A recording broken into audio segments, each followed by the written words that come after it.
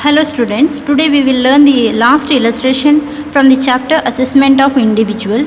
I'll read out the question. See the question. From the following particulars furnished by Miss Baby Shine, compute her total income and tax liability. Under that, first one, salary income computed rupees 8 lakh, rent received from two house property let out for residential purpose rupees 1,50,000, short term capital gain rupees 50,000, short term capital gain charged at 15% 15,000, long term capital gain 80,000, winning from horse race rupees 35,000 net value, interest on bank FD rupees 35,000 and SB account rupees 9,500, interest on post office fixed deposit rupees 10,000, interest on POSB account rupees 5,000.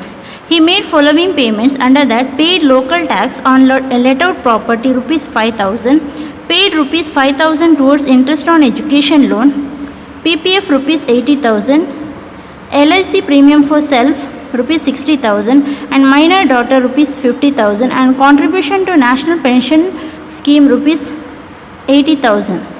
Donation to government hospital for family planning rupees 25,000, Karnataka Chief Minister Relief Fund rupees 10,000, donation to BJP party rupees 20,000, donation to scientific research rupees 50,000, medical insurance self rupees 35,000, and on parents father aged 61 year, mother aged 51 year rupees 50,000. She also paid 5,000 in cash for health checkup.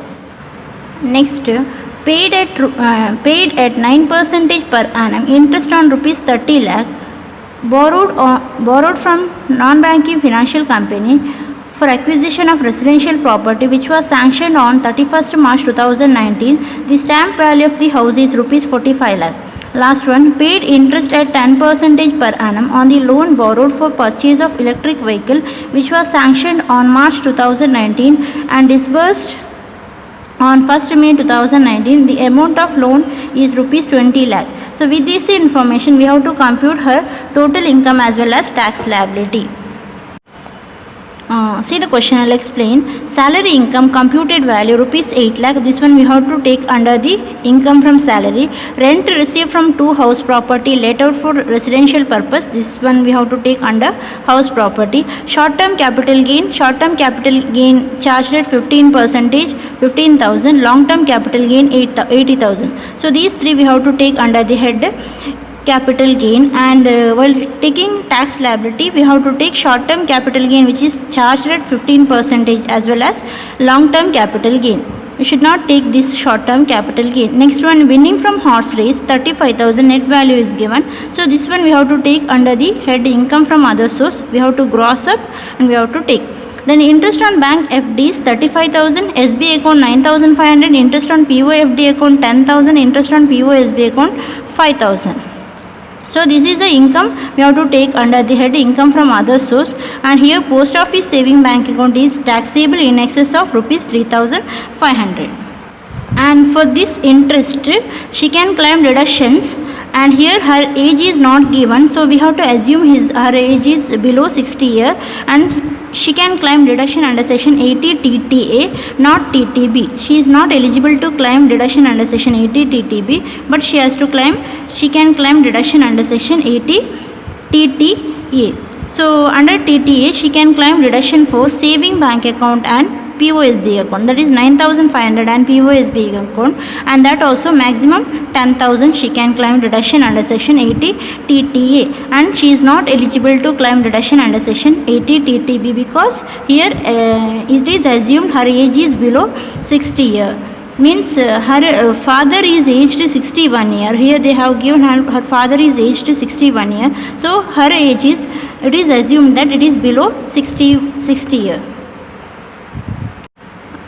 Next, he made following payments under that: paid local tax on let out property 5,000 rupees. So this can be deductible under section 22 under income from house property. This is nothing but municipal tax paid. So the municipal tax paid by the assessee is deductible. So Baby Shine, this is right, she made the following payments, so this can be deductible as a municipal tax paid on let out property. Next, paid rupees 5,000 towards interest on education loan, this can be deductible under section 80E.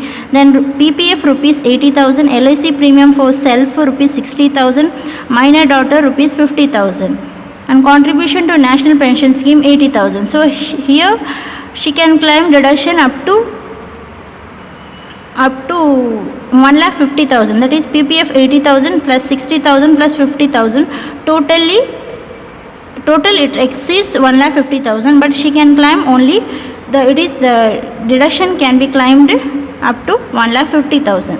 Next, contribution to national pension scheme, this can be claimed under section 80 CCD 1B, that is also maximum 50,000. Next, donation to government hospital for family planning 80G deductions, and this is with the limit. Karnataka Chief Minister Relief Fund without limit 100%. Donation to BJP party, this is under 80 GGC. Donation to Scientific Research Association, that is under 80 GGA. Next, medical insurance self rupees 35,000, parents, father aged 61 year, mother aged 51 year, 53,000. She also paid 5,000 in cash for health checkup. So here medical insurance for self 35,000, here her age is below 60 year, assuming her age is below 60 year, here maximum is 25,000, here she can claim 25,000 maximum.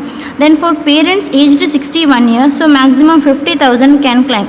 So 50,000 plus 25,000, 75,000 total they can claim, but she also paid 5,000 in cash for health checkup. This one we can't claim because the totally already the insurance premium only exceeding the limit, so this one she can't claim. So 25,000 plus 50,000, 75,000 she can claim under section 80D.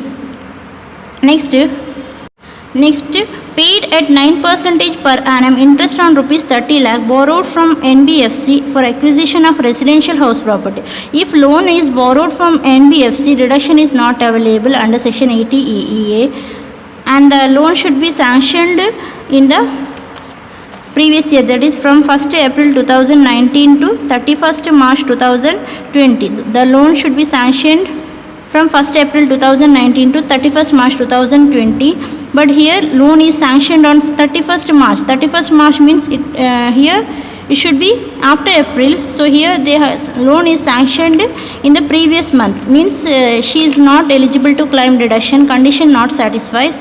Stamp value of the house is 45 lakh, this condition satisfied, but other condition does not satisfy, so she is not eligible to claim deduction under section 80 EEA for the interest on loan taken for acquisition of residential house property, but she can claim deduction under section 24 under income from house property, that is loan how much 30 lakh, in that 9% interest.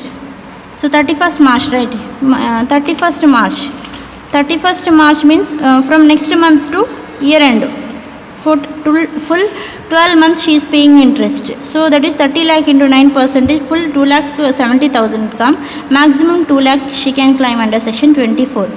Then paid interest at 10% per annum on the loan borrowed for purchase of electric vehicle, which was sanctioned on March 2019 and disbursed on 1st May 2019. Amount of loan is 20 lakh. So here interest is 10%. Loan is borrowed for purchase of electric vehicle, can claim deduction, which was sanctioned on March 2019. So the loan should be sanctioned April 2019 to 31st March 2020. So here also EEB deduction also cannot be claimed by the assessee. So two deduction also not claimed. This is a problem you have to solve.